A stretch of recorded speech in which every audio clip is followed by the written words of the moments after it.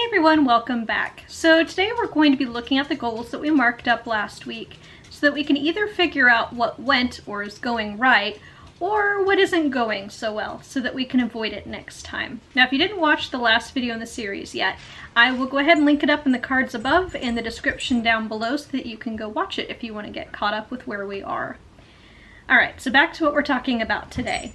One way to do a goal evaluation is to use the hot wash process. Now, I first heard about the hot wash process from a Manager Tools podcast of the same name. It can be used to improve meetings, projects, and yes, even goals. So Manager Tools defines a hot wash as a process that includes a facilitated meeting with a visual record using brainstorming rules designed to capture raw data, which you will later synthesize into next project guidance. Now, that has a lot to do with the things that they do on their podcast and how they do projects, but the idea behind it is something that we can use. If you're doing this as a group or a team, normally you would have a meeting, brainstorming rules would apply, no bad ideas, just throw things out, fast is better.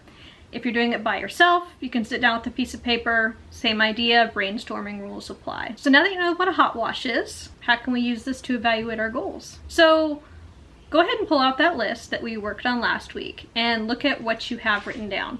Now, you might already know just by looking at it what went right or what went wrong. Go ahead and make notes on that, write that down. Now, if you're working on this going forward, now that we know about it, as you go, as you're working on goals, you can go ahead and make those notes.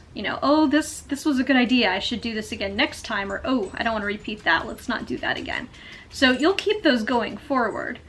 But sometimes you get stuck. Like, I don't know what went wrong with this one. I don't know what to do with it. So I came up with some questions that you can ask yourself to kind of get you moving in the right direction. Now, I am going to put these in a blog post on my website as a PDF, so you can go download them, so don't feel like you have to write them down. And I will actually add that link down below. But go ahead and look at your goals from last week and ask yourself the following questions. I'm going to read these off so I don't get them wrong. All right. So did I accomplish my goal? If not, did I get really close, or was I satisfied that I made significant progress so that I'll continue working on it going forward?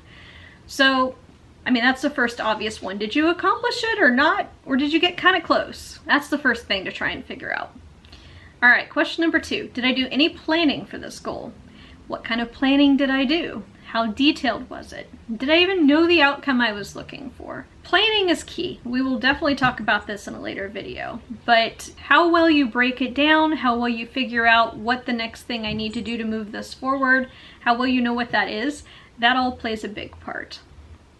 All right, question number 3. Did the time frame for the goal match the time period that I was trying to accomplish it in? Was it easier or faster than I thought? Did I not think it was going to take as long as it did or as it's going to? Did I over or underestimate the amount of time that I would need to work on the projects associated with it? Obviously, sometimes time expands and contracts in our minds, and we may not actually think that it's going to take as long as it does, or we're like, oh my gosh, this is going to take forever, and then it doesn't. So we all know kind of how that works. Question 4. Was this a subject I was already familiar with, or was this a completely new topic or idea that I was tackling? So sometimes when we're familiar with something, we're a lot better at judging how long it's going to take or how much work it's going to be. If we have something that's brand new that we're trying, sometimes it's going to take a little bit of time to figure out what we're even doing to get started before we can even start working on it. So that actually plays a big part too. Question number 5. Was I attracted to this goal? Did it excite me? Why or why not? So was it the subject that excited you or not? Was it how it was worded, made it attractive to you? Really think about this, because this actually does play a big part. Question number 6. How much of a stretch goal was this? Was it too easy? Did I think I'd be able to do it, or did I have an inkling that it was going to be impossible from the start? So sometimes you can look at a goal and be like, I kind of thought I wasn't going to get this finished. But sometimes you just want to give yourself a chance to give it a shot. So we'll talk about stretch goals later, and kind of like that Goldilocks rule of just right versus too easy or too hard. But look at it and think, was I setting myself up for failure, or did I think I might have a slim chance of getting this done? Question number 7. Did I think my goal was too specific? So like any changes threw me off course and I couldn't recover. Was it just right, so you could adapt as needed and you knew what you needed to do next? Or was it too general? So anytime you look at it, you didn't know where to start, or maybe at the far extreme, you I don't even know what I meant when I wrote this down. Pay attention to that as well. How specific was your goal? All right, question number 8. Was I reviewing my goal regularly? Did I put it on hold, consciously or not, and then forget about it? That happens sometimes. You're like, oh, I want to do this. And then 12 months later, you're like, I completely forgot about that. So we don't want to forget about our goals. All right, question number 9. Were there any internal obstacles that kept me from moving this forward like I wanted? Or were there any external obstacles? So you're going to want to be specific. Sure, the pandemic might have affected it, but what specifically about the pandemic? Was it the fact that you couldn't reach out to people for them to help you? Was it the fact that it took your time, energy, or attention away and you just couldn't work on it? All right, last question, question number 10.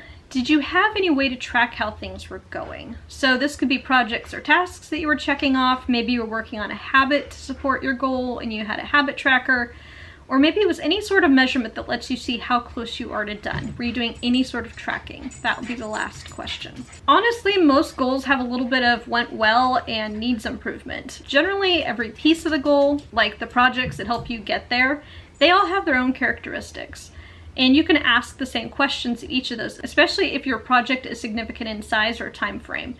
If you have a multi-year goal, you might want to start asking some of these questions about the bigger projects that comprise it. So let me know in the comments if any of these questions brought up some interesting aha moments for you. Was there something that you either wanted to repeat or avoid next time? And did you see any common threads? Because sometimes you'll start to see common threads between goals that didn't work out and goals that did. And those especially are the ones that you want to pay attention to. Those threads that you can look at and try and replicate or avoid next time. So we're going to be covering how to fix goals that you want to keep and how to break them down in future videos. But next week, we're going to revisit the same list again, so make sure you put it someplace safe, and talk about how to decide if it's time to say goodbye to a goal, and if so, how to do so. All right, thank you for watching. See you in the next one. Bye.